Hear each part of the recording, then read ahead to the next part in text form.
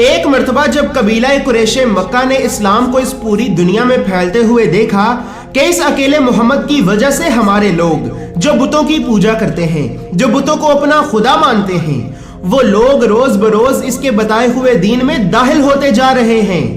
اور اگر ایسے ہی چلتا رہا تو بہت جلد ہمارے ہی لوگ اس محمد کے دین کو قبول کر کے ہمیں ہی قتل کر دیں گے۔ اسی وجہ سے قبیلہ قریش مکہ نے قبیلہ قریش مکہ وہ قبیلہ ہے، وہ خاندان ہے کہ جس قبیلے نے اپنی ساری زندگی اس کام کے لیے لگا دی کہ کسی نہ کسی طرح اس محمد کے بتائے ہوئے دین کو جھوٹا ثابت کیا جائے اور اس کے دین کا نام و نشان اس دنیا کی صفحہ ہستی سے مٹا دیا جائے۔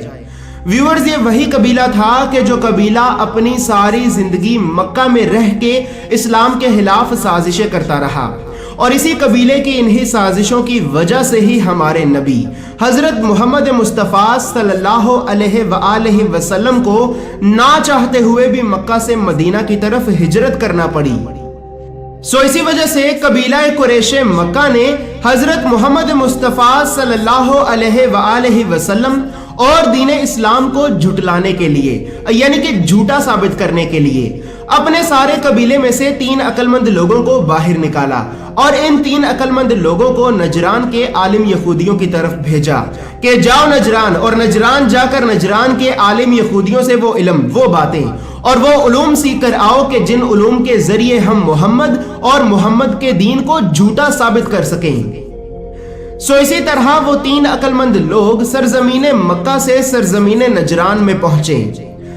ویورز، نجران ایک شہر کا نام ہے اور یہ شہر موجودہ دور میں سعودی عربیہ میں موجود ہے۔ اسی طرح جب وہ 3 عقل مند لوگ سرزمین مکہ سے سرزمین نجران میں پہنچے تو سرزمین نجران میں پہنچنے کے بعد وہاں پر ان 3 عقل مند لوگوں کی ملاقات نجران کے سب سے بڑے یہودی عالموں سے ہوئی۔ تو وہاں کے یہودی عالموں نے ان 3 عقل مند لوگوں کو 3 سوال بتائے اور کہا کہ جاؤ اور جا کر محمد سے یہ 3 سوال کرو، اور اگر محمد ان 3 سوالوں کا صحیح جواب دیتا ہے تو یہ سمجھ لینا کہ وہ ایک سچا نبی ہے، اور جب وہ ان 3 سوالوں کا صحیح جواب دے دے گا تو تم پھر اس سے ایک اور چوتھا سوال کرنا، اور اگر محمد تمہارے اس چوتھے سوال کا بھی جواب دیتا ہے تو پھر یہ سمجھ لینا کہ وہ ایک جھوٹا نبی ہے، کیونکہ ہماری کتاب اور ہمارے علم کے مطابق اس چوتھے سوال کا جواب صرف اور صرف اللہ کی پاک ذات کے علاوہ اور کوئی نہیں جانتا، حتیٰ کہ وہ آخری نبی بھی نہیں جانتا کہ جس کا ذکر ہماری کتابوں میں موجود ہے۔ اسی طرح ان 3 عقل مند لوگوں نے یہ کچھ سوالات اپنی کتاب میں لکھے اور واپس قبیلہ قریش مکہ کی طرف لوٹ گئے۔ جب یہ 3 عقل مند لوگ سرزمین مکہ میں قبیلہ قریش کے پاس واپس پہنچے تو واپس پہنچنے کے بعد ان 3 عقل مند لوگوں نے یہ جو سوالات نجران کے یہودی عالموں سے لے کر اپنی کتاب میں لکھے تھے تو وہ سوالات ان 3 عقل مند لوگوں نے اپنے قبیلے یعنی کہ قبیلہ قریش مکہ کے بڑے بڑے عالموں کے سامنے رکھے اور انہیں ان کے سوالات کے جوابات پوچھے، لیکن قبیلہ قریش مکہ کے بڑے بڑے عالم بھی ان سوالات کے جوابات نہ دے سکے۔ جب قبیلہ قریش کے لوگوں نے یہ دیکھا کہ ہمارے بڑے بڑے عالم بھی ان سوالات کے جوابات نہیں دے پا رہے تو انہوں نے کہا، ہاں اب چلتے ہیں محمد کے پاس، آج دیکھیں تو صحیح کہ یہ محمد ہمارے ان سوالات کے جوابات کیسے دیتا ہے۔ آج تو محمد کے دین کو ہم سے کوئی نہیں بچا سکتا، آج ہمیں اسے جھوٹا ہی ثابت کرنا ہوگا اور آج ہم اس کے دین کو جھوٹا ثابت کر کے ہی رہیں گے۔ لہٰذا قبیلہ قریش مکہ کے بہت بڑے بڑے عالم حضرت محمد مصطفیٰ صلی اللہ علیہ وآلہ وسلم اور حضرت محمد مصطفیٰ صلی اللہ علیہ وآلہ وسلم کے چچا حضرت جناب ابو طالب کے پاس پہنچے اور حضرت جناب ابو طالب سے کہنے لگے کہ اے ابو طالب، تمہارا بھتیجا محمد ہماری قوم کی مخالفت کر رہا ہے، لوگوں کو بے وقوف بنا رہا ہے اور لوگوں کے درمیان فساد پھیلا رہا ہے، اور وہ کہتا ہے کہ اس پر آسمانوں سے وحی نازل ہوتی ہے۔ اچھا، تو آج ہم اس کے لیے کچھ سوالات لے کر آئے ہیں، اگر تمہارا بھتیجا محمد ہمارے سوالوں کے جواب دیتا ہے تو پھر ہم اسے ایک سچا نبی مان لیں گے، اور اگر وہ ہمارے سوالوں کے صحیح جواب نہیں دے پایا تو پھر وہ ایک جھوٹا نبی ہوگا۔ جب حضرت جناب ابو طالب نے یہ سنا تو آپ نے قبیلہ قریش مکہ سے کہا کہ آئے قبیلہ قریش، تمہارے ذہنوں میں جو جو سوال ہے وہ سوال میرے بھتیجے محمد سے کرو، تم اس کا دانشمندانہ جواب پاؤ گے۔ جب قبیلہ قریش مکہ نے یہ سنا کہ محمد جواب دینے کے لیے تیار ہے تو قبیلہ قریش مکہ میں سے کچھ لوگ آگے بڑھے اور حضرت محمد مصطفیٰ صلی اللہ علیہ وآلہ وسلم سے اپنا پہلا سوال کیا کہ اے محمد، ہمیں یہ بتائیں کہ وہ ایسے کون سے لوگ ہیں کہ جو پہلے زمانے میں موجود تھے لیکن پھر وہ اچانک غائب ہو گئے اور پھر وہ سو گئے۔ اب آپ ہمیں یہ بتائیں کہ یہ لوگ کون تھے، یہ لوگ کتنی دیر تک سوئے رہے، اور جب یہ لوگ نیند سے بیدار ہوئے یعنی کہ نیند سے اٹھے تو انہوں نے کیا کیا اور ان کا قصہ کیا ہے۔ جب قبیلہ قریش مکہ نے حضرت محمد مصطفیٰ صلی اللہ علیہ وآلہ وسلم سے یہ پہلا سوال کیا تو حضرت محمد مصطفیٰ صلی اللہ علیہ وآلہ وسلم نے انہیں ان کے پہلے سوال کا جواب دیا کہ آئے قبیلہ قریش، وہ لوگ جو پہلے زمانے میں موجود تھے لیکن پھر وہ اچانک غائب ہو گئے اور پھر وہ سو گئے، تو وہ لوگ صحابہ کہف تھے۔ یہ وہ لوگ تھے کہ جو اپنے رب سے راضی تھے اور ان کا رب ان سے راضی تھا۔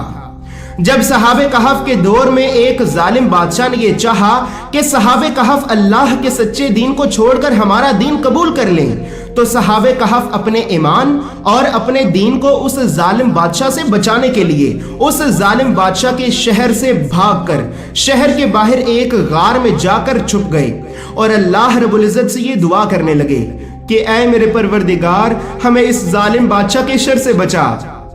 آئے قبیلہ قریش، جب صحابہ کہف دعا کرنے کے بعد اسی غار میں سو گئے تو اللہ رب العزت نے انہیں 300 سال اور 9 دن تک اسی غار میں سلائے رکھا، یہاں تک کہ وہ ظالم بادشاہ مر گیا۔ اور اسی طرح اللہ رب العزت نے صحابہ کہف کو اس ظالم بادشاہ کے شر سے بچا لیا، اور بے شک یہ میرے پروردگار کا ایک معجزہ تھا۔ اسی طرح اس کے بعد قبیلہ قریش مکہ نے اپنا دوسرا سوال حضرت محمد مصطفیٰ صلی اللہ علیہ وآلہ وسلم سے کیا کہ اے محمد، آپ ہمیں یہ بتائیں کہ جب حضرت جناب موسیٰ نے اللہ رب العزت سے یہ پوچھا تھا کہ اے میرے پروردگار، کیا میرے علاوہ اس دنیا میں مجھ سے بھی زیادہ علم والا کوئی انسان موجود ہے یا پھر نہیں، تو اے محمد، اللہ رب العزت نے حضرت جناب موسیٰ سے جواب میں یہ فرمایا تھا کہ ہاں اے موسیٰ، اس دنیا میں تجھ سے بھی زیادہ علم والا انسان موجود ہے۔ اے محمد، اب آپ ہمیں یہ بتائیں کہ وہ انسان کون تھا جو حضرت جناب موسیٰ سے بھی زیادہ علم رکھتا تھا، اور یہ سارا قصہ کیا تھا۔ تو حضرت محمد مصطفیٰ صلی اللہ علیہ وآلہ وسلم نے انہیں ان کے دوسرے سوال کا جواب دیا کہ آئے قبیلہ قریش، وہ انسان جو حضرت جناب موسیٰ علیہ السلام سے بھی زیادہ علم رکھتا تھا، تو وہ انسان حضرت خضر علیہ السلام ہے۔ جب کسی شخص نے حضرت موسیٰ سے یہ پوچھا تھا کہ اے موسیٰ، کیا آپ کے علاوہ بھی اس دنیا میں کوئی ایسا انسان ہے جو آپ سے بھی زیادہ علم رکھتا ہو، تو حضرت موسیٰ نے کہا کہ اے بندہ خدا، میں نہیں جانتا۔ اس کے بعد حضرت موسیٰ علیہ السلام نے یہی سوال اللہ رب العزت سے بھی کیا تھا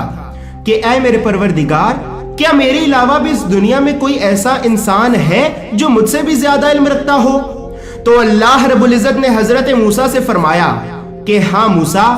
اس دنیا میں تیرے علاوہ بھی ایک ایسا انسان ہے جو تجھ سے بھی زیادہ علم رکھتا ہے، اور وہ انسان تجھے اس جگہ پر ملے گا کہ جہاں پر 2 سمندر آپس میں ملتے ہیں۔ تو اسی طرح حضرت جناب موسیٰ علیہ السلام بہت سی مشکلات کا سفر طے کرتے ہوئے وہاں تک پہنچے کہ جہاں پر 2 سمندر آپس میں ملتے ہیں۔ تو وہاں پہنچنے کے بعد حضرت موسیٰ کی ملاقات حضرت خضر علیہ السلام سے ہوئی۔ تو جب حضرت موسیٰ حضرت خضر سے ملے تو حضرت موسیٰ نے حضرت خضر سے نہایت ہی ادب اور احترام سے پوچھا کہ اے جناب خضر، کیا میں آپ کے ساتھ کچھ وقت گزار سکتا ہوں تاکہ اللہ رب العزت نے جو علم آپ کو عطا کیا ہے اس علم میں سے کچھ علم میں بھی حاصل کر لوں؟ تو حضرت خضر علیہ السلام نے فرمایا کہ اے موسیٰ، آپ صبر نہیں کر پائیں گے۔ تو حضرت موسیٰ علیہ السلام نے کہا کہ اے جناب خضر، انشاءاللہ آپ مجھے صبر کرنے والوں میں سے پائیں گے، اور میں خاموشی سے ہی آپ کے ساتھ بس چلتا رہوں گا۔ तो इसी तरह हजरत मूसा और हजरत हिजर दोनों इकट्ठे सफर पर रवाना हुए। हजरत मूसा और हजरत हिजर दोनों इकट्ठे कश्ती पर सफर कर ही रहे थे कि अचानक हजरत हिजर ने कश्ती में एक बहुत बड़ा सुराख कर दिया। ये देखकर हजरत मूसा ने कहा कि ए हिजर, ये आपने क्या किया? क्या आप इन गरीब लोगों की कश्ती को डुबोना चाहते हैं? तो ये सुनकर हजरत हिजर अलैहिस्सलाम ने कहा कि ए मूसा, मैंने आपसे कहा था कि आप सब्र नहीं कर पाएंगे। तो इसी तरह हजरत मूसा और हजरत हिजर कश्ती से उतरे और कश्ती से उतरकर आप दोनों ने एक बस्ती की तरफ सफर करना शुरू कर दिया। अभी आप दोनों उस बस्ती की तरफ जा ही रहे थे कि हजरत हिजर ने रास्ते में ही एक नौजवान बच्चे को कत्ल कर दिया। जब हजरत मूसा ने यह देखा कि हजरत हिजर ने एक नौजवान बच्चे को बिना किसी गलती के कत्ल कर दिया है, तो हजरत मूसा ने हजरत हिजर से कहा कि ए हिजर, आपने ये क्या किया? आपने इस बेचारे बच्चे को बिना किसी गलती के कत्ल कर दिया। इसने तो आपका कुछ नहीं बिगाड़ा था। तो हजरत हिजर अलैहिस्सलाम ने कहा कि ए मूसा, मैंने आपसे कहा था कि आप सब्र नहीं कर पाएंगे। तो हजरत मूसा ने हजरत हिजर से कहा कि ए हिजर, अब मैं आपसे कोई भी सवाल नहीं करूंगा, और अगर अब मैंने आपसे कोई भी सवाल किया तो आप मुझे अपने साथ ना रखिएगा।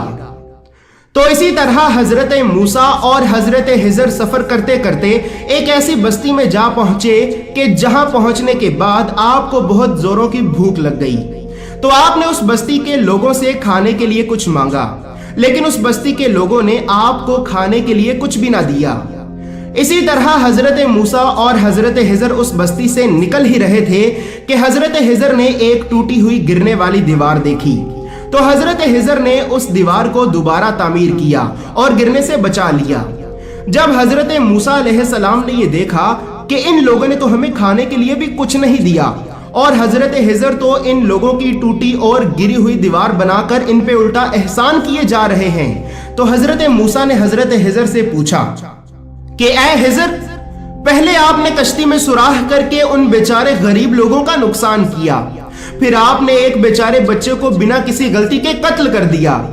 उस कश्ती वाले ने और उस बेचारे बच्चे ने तो हमारा कुछ नहीं बिगाड़ा था, लेकिन आपने उनका नुकसान किया।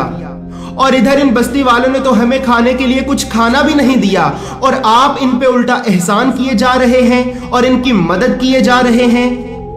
तो हजरत हिजर अलैहिस्सलाम ने कहा कि ऐ मूसा, मैंने आपसे कहा था कि आप सब्र नहीं कर पाएंगे। ऐ मूसा, अब सुनो।